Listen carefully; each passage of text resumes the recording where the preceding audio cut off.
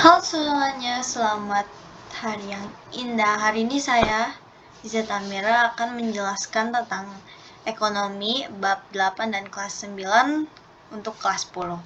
Sebelumnya video ini dibuat untuk kebutuhan edukasional yang mana saya melakukan tugas ini untuk remedial.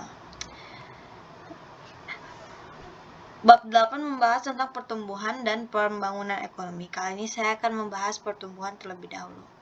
Apa itu pertumbuhan ekonomi? Pertumbuhan ekonomi adalah perubahan kondisi perekonomian suatu negara secara berkesinambungan menuju keadaannya yang lebih baik selama periode tertentu. Pertumbuhan ekonomi juga dapat diartikan juga sebagai proses kenaikan kapasitas produksi atau PDB, produk domestik bruto suatu negara. Faktor-faktor yang mempengaruhi pertumbuhan ekonomi adalah satu, sumber daya alam. Bagi pertumbuhan ekonomi, ketersediaan sumber daya alam yang sangat melimpah sangat baik dan dalam menunjang pembangunan ekonomi.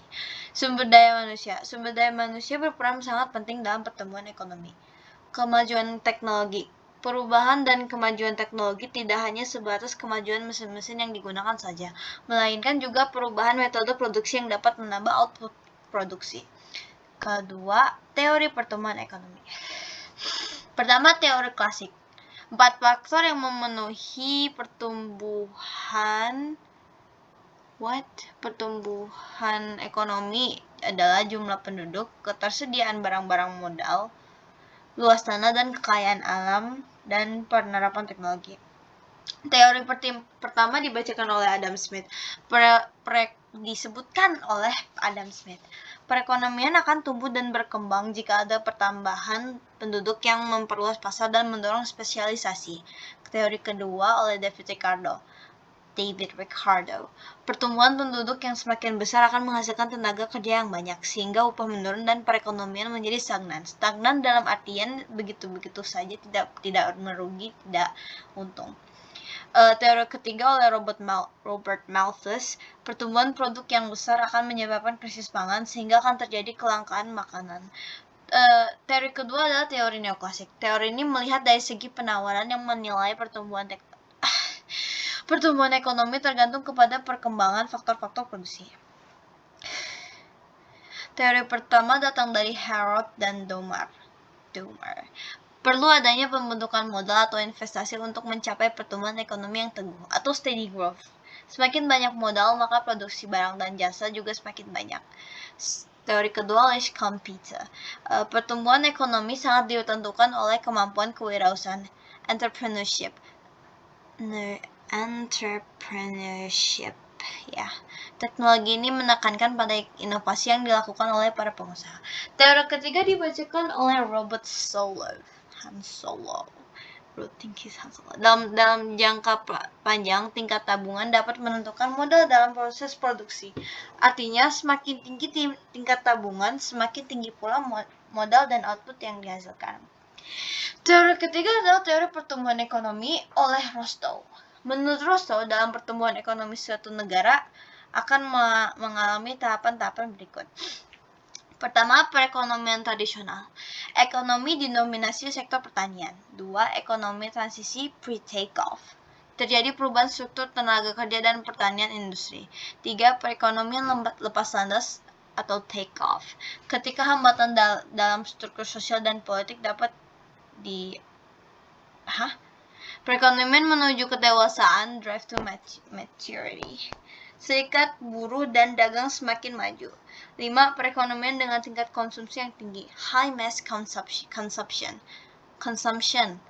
Tenaga kerja didominasi tenaga kerja terdidik dan penduduk di kota lebih besar dari di desa.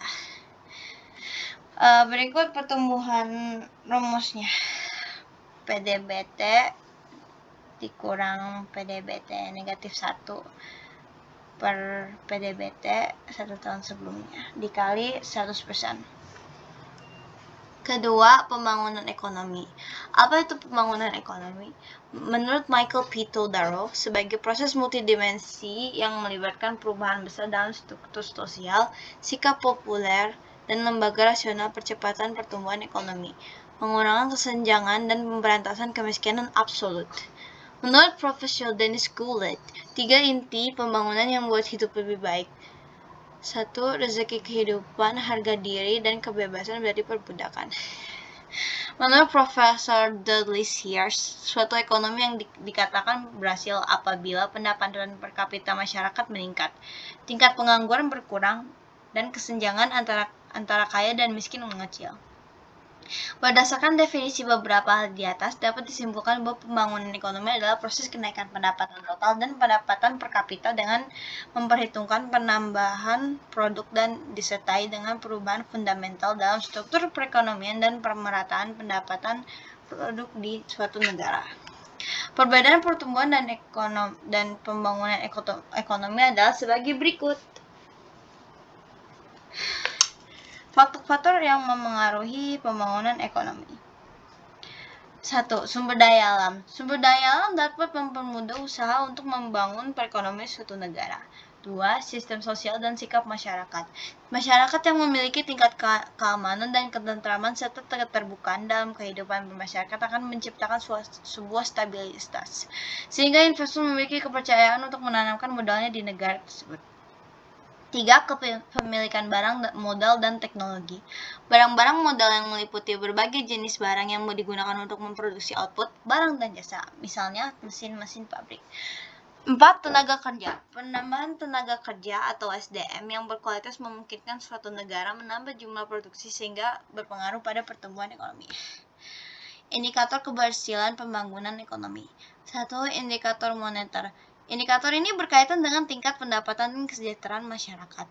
Indikator ekonomi mencakup laju pertumbuhan ekonomi, pendapatan per kapita. Kedua, indikator non-moneter. Indikator ini diambil dari beberapa hal pokok yang berkaitan dengan kehidupan masyarakat, yang termasuk indikator non-moneter antara lain adalah indikator sosial dan indikator kualitas hidup.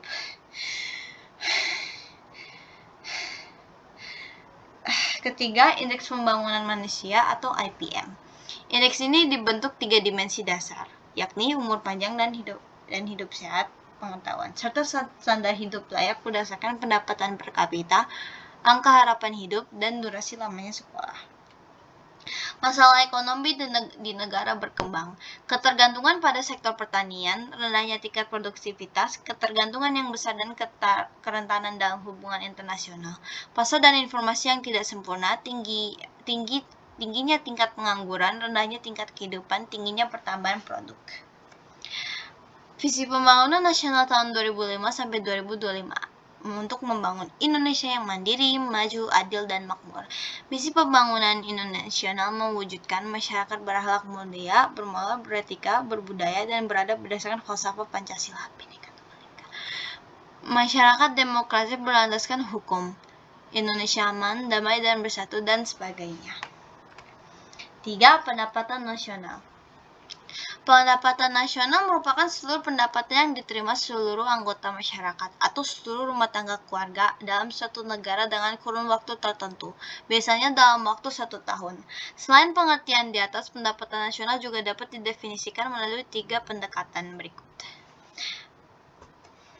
Manfaat pendapatan nasional menggambarkan perkembangan perekonomian dari tahun ke tahun, mengetahui dan menganalisis struktur perekonomian suatu negara, membandingkan kemajuan perekonomian antar negara, sebagai pedoman bagi pemerintah untuk membuat suatu kebijakan yang berkaitan dengan pembangunan ekonomi. Komponen-komponen pendapat nasional adalah sebagai berikut.